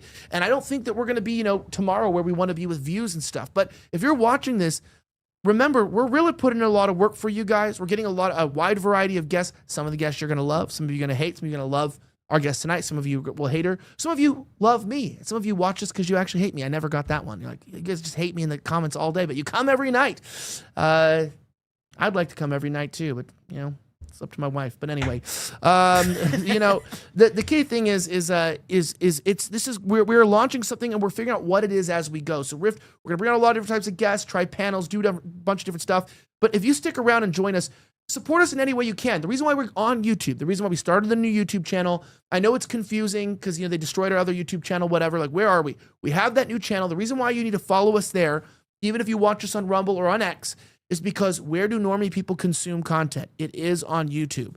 And, our priority is to create a mainstream network and show that is also willing to talk about these things. Mel K is one of the people who will talk about things. She's not afraid to talk about what's controversial, whether her and I agree on everything with the same conclusions. The point is she's been censored. They've kicked her off YouTube, but we're really trying to rebuild something because I think that we can do this. And so when you give your normie friends, save the link to the channel. I'm not joking. Put it in your notes. Send it to people. Hey, watch the show. We'll check it out. Because some of you might be a little more extreme or a little more, more extreme than me. I've always said my shows are like a gateway drug. I've always meant to be a marijuana to ideas, right? I always go, I'm not meth. I'm not cocaine. I am just weed. And if you're looking for a cocaine high, this is not the show for you. Go watch Nick Fuentes or like Stu Peters, right? Or somebody like that. And, but we're still weed. We have a good time. So, if you want to, go to Mormon church, go watch Ben Shapiro. You know what I mean? But here, we're going to still have a lot of fun. We're going to be open and honest. But please get that link. And that we're only going to grow by you sharing things and by joining and watching over the years as we build this up and have these conversations. And I appreciate you guys so much. I'll talk about at the end as well how you can win this Kindle. Wow. We are giving away a Kindle. We're going to be giving away stuff. I think, it's this Sunday. We're giving it away. So stick around. If you haven't been watching the show, we have our book club. And you can win a Kindle. And we're actually making you guys, we're encouraging you to read books. That's why this is a little bit different. We're actually getting together. And yes, girl shows do have book clubs. So this is not original. But shows with a male audience, 90% like 18 to 35 young men having a book club, kind of like bike shorts on a bike at a cop. It sounds kind of gay, but it's good, right? So we're reading Buchanan's Where the Right Went Wrong. And so that's our first book. You can find out how to read along with us. You only have to be through chapter 3 by Sunday. Henny and I have about like a 6-hour plane ride tomorrow, so you probably end up finishing your reading tomorrow, right, Henny? Yeah, no, I definitely plan on finishing through the next. I think I have one more chapter, so this way I'm caught up. But I've been enjoying the book a lot. It really shows how we've drifted away from being an original conservative party to now being a party of war, a party of open borders we have trouble with. And then even, as far as the economy, the taxes. So it's a great book. It kind of just dives into the history to give you a better outlook. A better understanding of how we've gotten to this point and really what we need to do to get back. Do I think we'll ever get back to where we need to be? No, but we need to make sure that we take the right steps to lead in that direction. And you've been learning a lot, right? I mean this respectfully, bro. I mean this very respectfully. Here we go. No, I mean this very respectfully.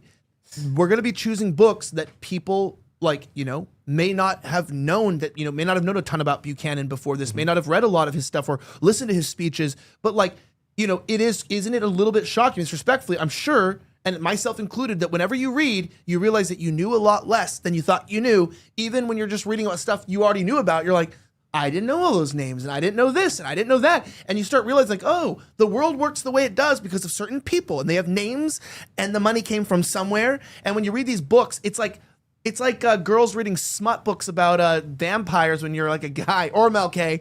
But when you're reading these, you're like, dude, that's crazy. So that's why neocons are the way they are. Isn't it kind of enlightening when you're reading? Like, it's actually exciting. I get excited. No, it is very enlightening. When you first said that we had a book club, I have to admit, the amount of hours we're here, we're probably here for like 14-hour days sometimes. So I was like, oh my gosh, now I gotta read this book. And then after reading just the first 2 chapters, I was already sucked in. I was already wanting to dive more, to learn more about it. And it was very intriguing, and I enjoyed it very much. So I recommend it to everybody to come check it out. Yeah, it's Sundays at 7 p.m., by the way. And I think we might actually be live this Sunday. Me and Sarah are going to be doing it.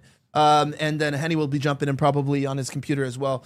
You should be on the book club this Sunday. But anyway, you like Buchanan? Yeah, I do. I think he said a lot of great things. I think a lot of people have over the years. You should try... Confessions of an Economic Hitman in your book. I think that'll really open a lot of eyes. There's just so much great work out there. I love history, and we're losing it. As soon as Sam Altman and all them, they're talking about controlling the world through ChatGPT and AI. I really worry about history disappearing. And like I said, they're already allowing children to ask ChatGPT for answers, even in school. They can't stop it. And I feel like the life of the mind of humans is in serious danger. So I'm really glad you're doing a book club, because for young guys, our audience is 18 to 35-year-old guys. Great. They don't read. Yeah, well, they don't even know they should. They don't know that they don't know history. They don't know that history matters. They don't know that this is about the 100th time that there's been a situation like this where the world is shifting dramatically right now I think we're shifting to a multipolar world, and we can't stop it. They want to stop it, but I do think Trump has an opportunity on the world stage right now to end all of this. So, like I said, I don't think Trump is in there because of Trump. I think Trump is in there because it's our last chance to actually save our Constitution, our Bill of Rights, and the entire concept of sovereign nation states. Can I ask you this then? Okay, so a couple things happened today. Sarah Stock. You should have her on too. Okay. I don't know if you know who Sarah Stock is. No. A young blonde girl. It's Send kind me of like, people you think I'd like. I love it. Yeah, you would love. There's so many people you'd love. She works here now. She's a contributor. Oh, great. And she's fantastic. Especially mentoring young girls. She's 21. Great. We're start launching her first show. She grew. She signed on in like a few months ago. Went from no followers on X to over 115,000 in like 4 months. Awesome. So she knows what she's doing. Good for her. Yeah, and like like a 50,000 on Instagram. She like no followers. Great. Good girl. And she's Gen Z, and so she gets black-pilled pretty easily. Gen Z get real like, oh, it's all over, right?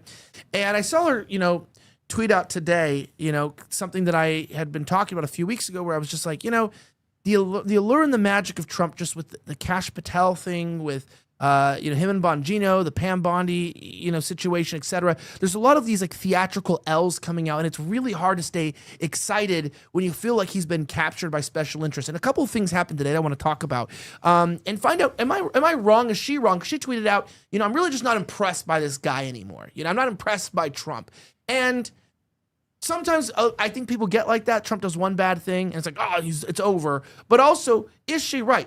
Just today, Trump did this. I think we have a report from Disclosed TV saying Trump on foreign students. We have 500,000 Chinese students coming in. I'm always been in favor of it. Adding, I'm also in favor of having them stay. Listen to this, and I want to talk about some of his flips. One of them being on promoting foreign and international students and giving them pathways towards residency. Is this good or bad, and why or why not? Listen to this. Look, I've always been in favor of students coming in from other countries. That includes China. And we have 500,000 Chinese students coming in. I've always been in favor of it.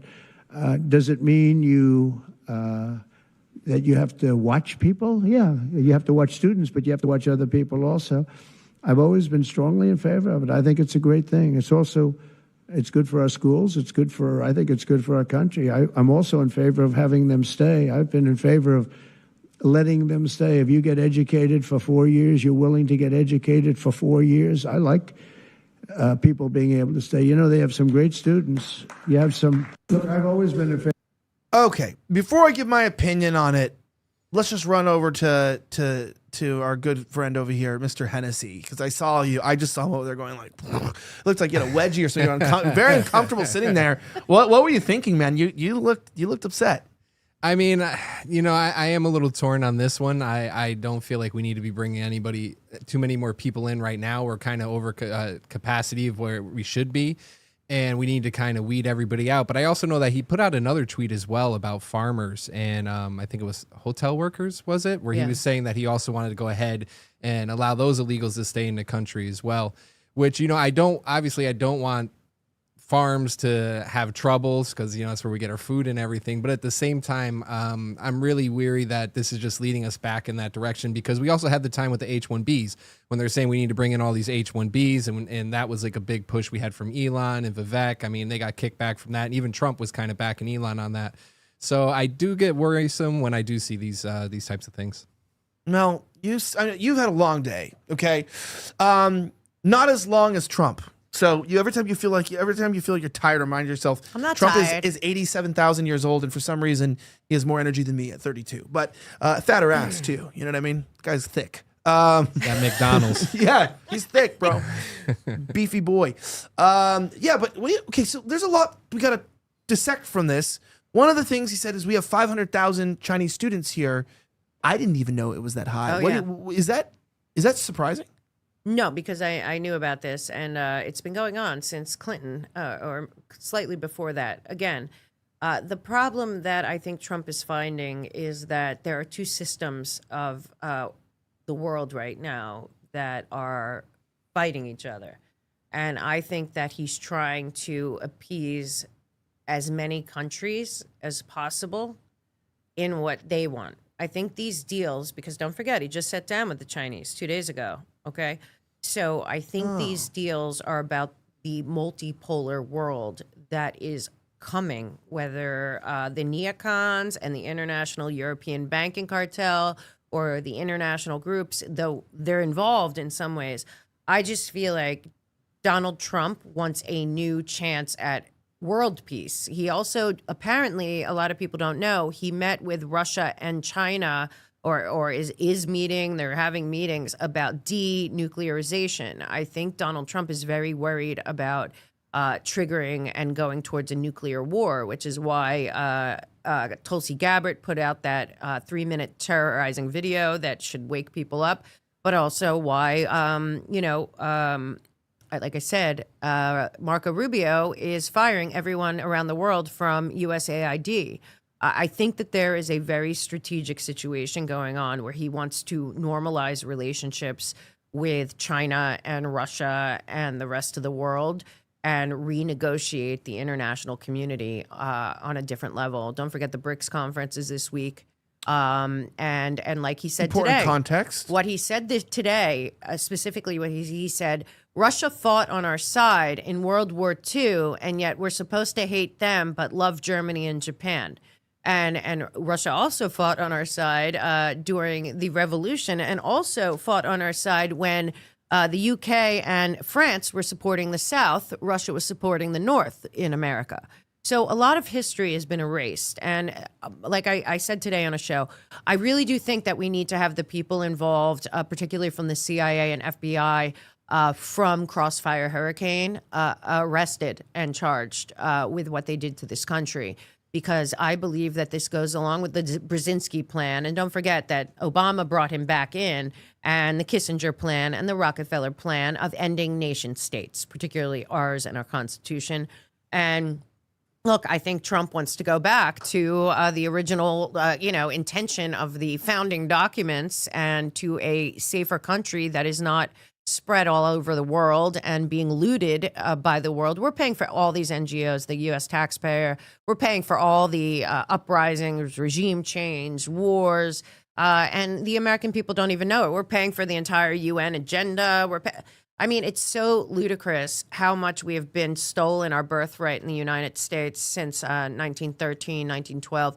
I honestly think that he's doing what he can while he can, but I don't think this has anything to do with Donald Trump. I wrote a book, Americans Anonymous, because the problem in America is us.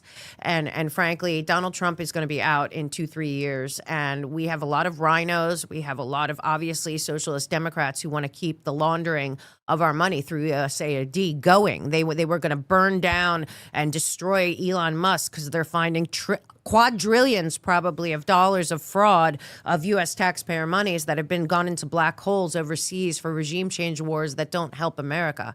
So, I think this is now or never. We Americans decide what we want for our country as a whole and stand up for what I think most people do want, which is, a country that is a sovereign nation separate from the rest, and dismantle this international cartel that is running the world. And that's what I think he's trying to do. I think though China and the rest of them are involved in the World Economic Forum and the Fourth Industrial Revolution and all that BS, at the end of the day, I think that he would rather negotiate with China and Russia and India than continue down a path of nuclear war with any of them. Well, look, this is why I have you on, because, I think, and I love you guys. Those that are in the chat, I love you guys because you're very passionate about what you believe, and I know a lot of you guys have really strong feelings about Zionism and these types of topics.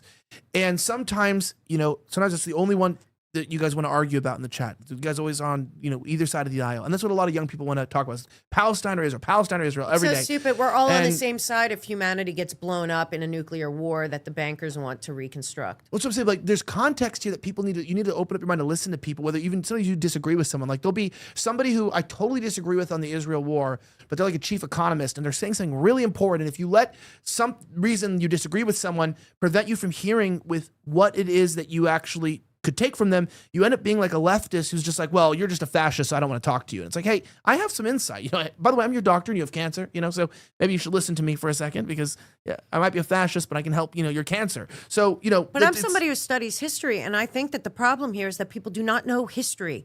These are young people who post World War II history. They don't know that their whole life, everything, their birthright, their future, everything has been given to a dark black hole overseas somewhere, and they don't seem to realize we're in debt because we've been paying for the world since World War II. Literally, the world. With our taxpayer dollars, our money goes through the Federal Reserve. Our money goes to the World Bank, the IMF. How much money is going into America? Not much. It's all coming out. Yeah. Going out. Sorry, it's a better word. Well, our debt is because they set us up. They set us up. But the context I'm saying here is people don't think that it's just oh, Trump's just selling us out. And you're hey, by the way, he's in negotiations with China right now. This might have been something he conceded. He might have said, okay, we'll give you the 500. It's just oh, he's just, selling us out. Well, he might be. He actually might be correct. I don't know. But I will say it is important in the context to understand this. Now, this is a question then. If, I don't think we should have all these Asian students, because obviously my family's Australian, and I've seen the damage that cultural and ethnic replacement does in a small country like Australia, with 20-something million people, and you start bringing in 1 million Indians a year, it stops looking like the country, smelling like the country. Sorry, Indians. It's true. It's deodorant. You can buy it. It's free. Honestly, I'll give it to you. I'll buy you a stick. It's you see this cultural and ethnic replacement, and it's scary. And you even see people like Tucker starting to really get, nervous when he went to Australia to speak. He's this doesn't look... this doesn't look like I remember it. Go to Germany, go to France. I mean, it's a world issue. Yeah. So my point is my stance on this is why? Okay, there's 3 things that I would be concerned about. 1, I think that foreign students competing for our spots is always a questionable thing, competing with foreigners for spots. 2, a lot of these colleges are unnecessary with bloated tuitions. They're building rock climbing walls and stuff, and they're charging full price to these people. And we know that they don't care about their damn education. With the amount of employees and faculty to student ratio. Brown University, I think, has 5,000-6,000 students and 12. They have 3,000 faculty. It's two students to 1 faculty ratio, and they just raised the tuition to $90,000 a year. So yes, I think there's that side. And then the third thing is I hate seeing Indians community note all our stuff. Like we'll have we'll have banter and make fun of India and make jokes, and they report us. It's like, should we really have? There's like a lot of questions. Should we really be having our intellectual property, our internet and stuff, people in India like influencing the community notes of our ideas here? No, like should we like with Chinese people, like should we really be giving them our education, our like the way that we think, the way that we structure? Maybe people agree with that, but like, they have their brain's smart, but they don't have creative skills. The Chinese don't. It's a huge issue. They just take tests and they cheat and they steal. They come here and they steal our ideas. So should we be bringing a bunch of Chinese students to stay in our companies that will sell our IPs and ideas back to these Chinese companies to copy us? My point is, it's like I don't know. I don't think it's really a good thing. And when Trump says that, it's like, Trump, do you really you've always liked that? Did I not know who Trump was? Negotiations with China. Okay, because I feel like people it have made to me understand. sad. Not only is he in negotiations with China, he's in negotiations with both Russia and China.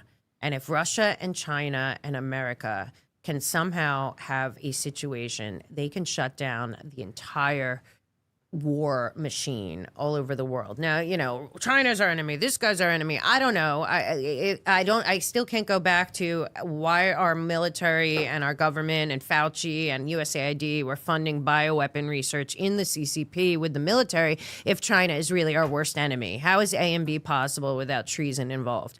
But to go back to what you're saying, at this point, I think that Trump fears that they, first of all, our global public infrastructure, I think he got in there and figured out that it was already built, first of all. Second of all, I think that the American people have to start asking questions about our sovereignty and our borders that are above us in the cloud, in the global public infrastructure, in whatever Oracle's building, Palantir. Do we still have borders in cyberspace, which shouldn't matter? I don't see a lot of people asking about that. But as far as this, I think he's making deals with China and with Russia, and we're not going to like everything that happens. But I think that we need to find a way to have a new world body.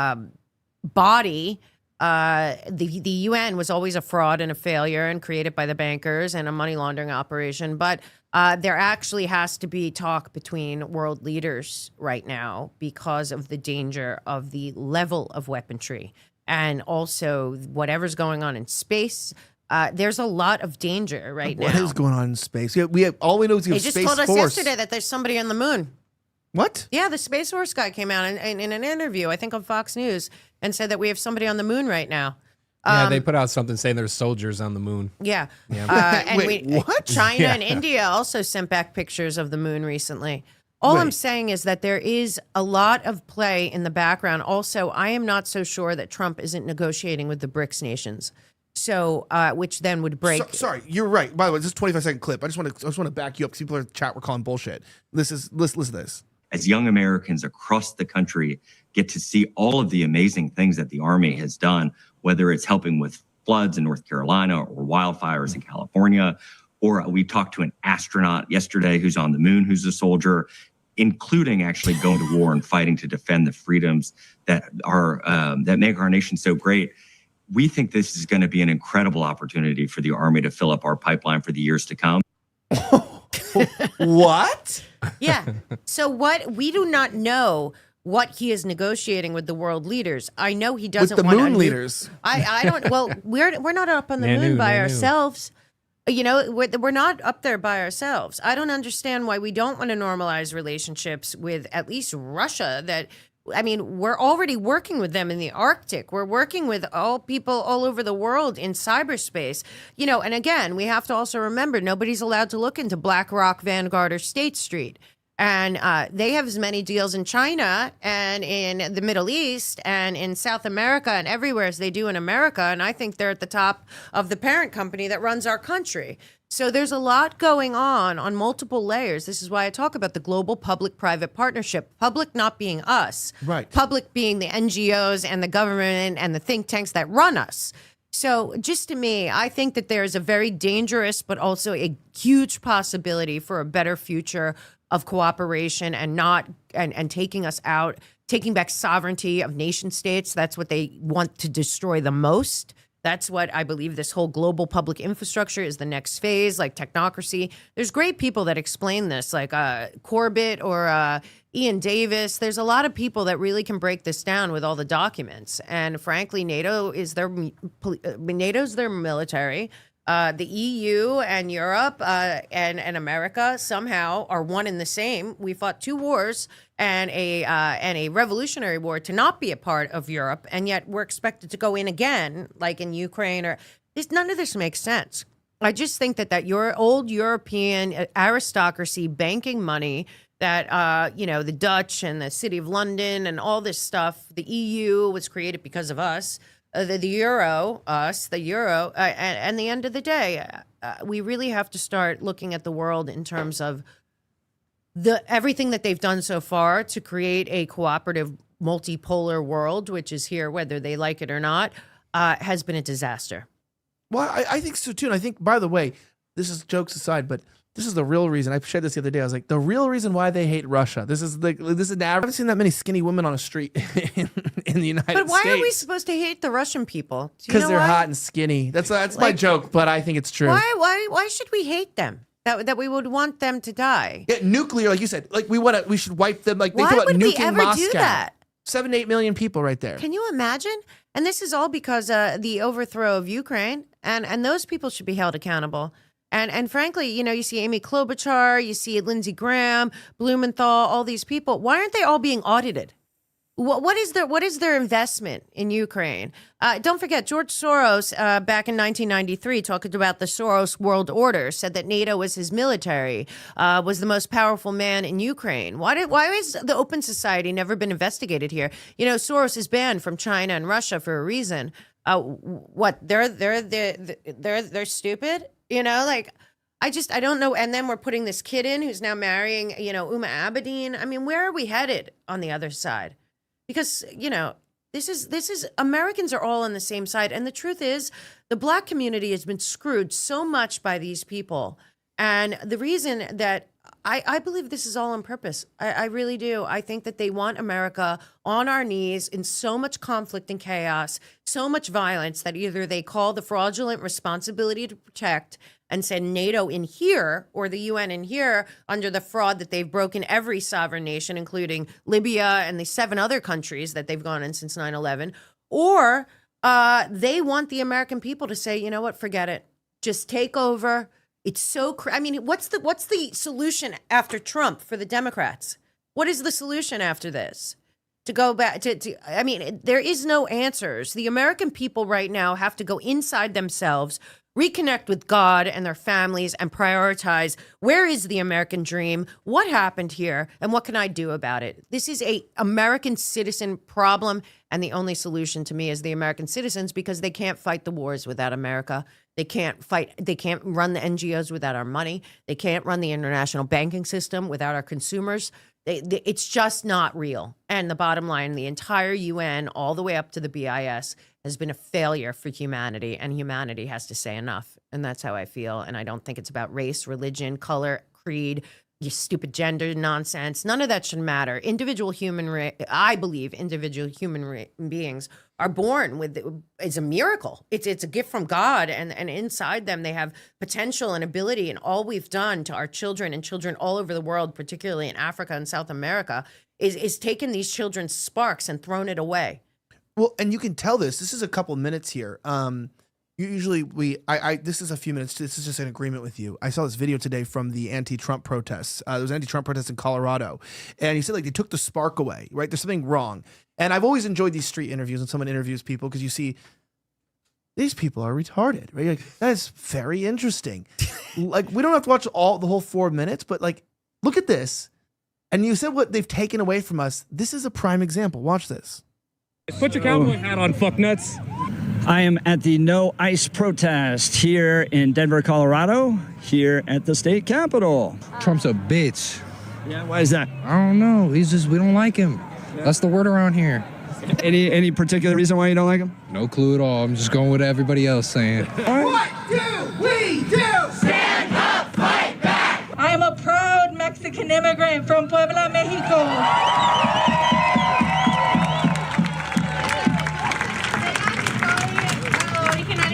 Fuck Donald Trump. There's Tim Hernandez right there. Janet Luis Guerra. 2 seats. Trump's our street. Would you say any immigration law is an unjust law? I'm for open borders, man. Yeah. No people are illegal anywhere. Yeah. This is all our planet.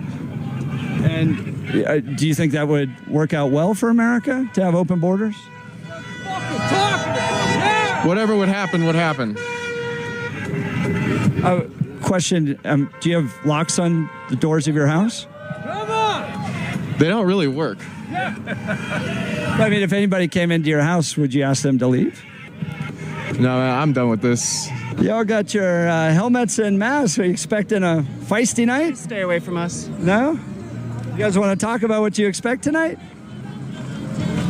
I don't speak to Zionists. What do we do? Stand up, fight back! It's crazy though. What I thought was always crazy about these protests is it's like, you know, if somebody owned the land a long time ago, then it's theirs while they're wearing a Palestinian flag hat. It's like, so then wouldn't you then be agreeing Israel's claim to the land? If you believe in the Mexican claim to the land, wouldn't Israel have a claim to the land too? And they're like, that's different. And you're going, hey, you said it's critical thinking skills.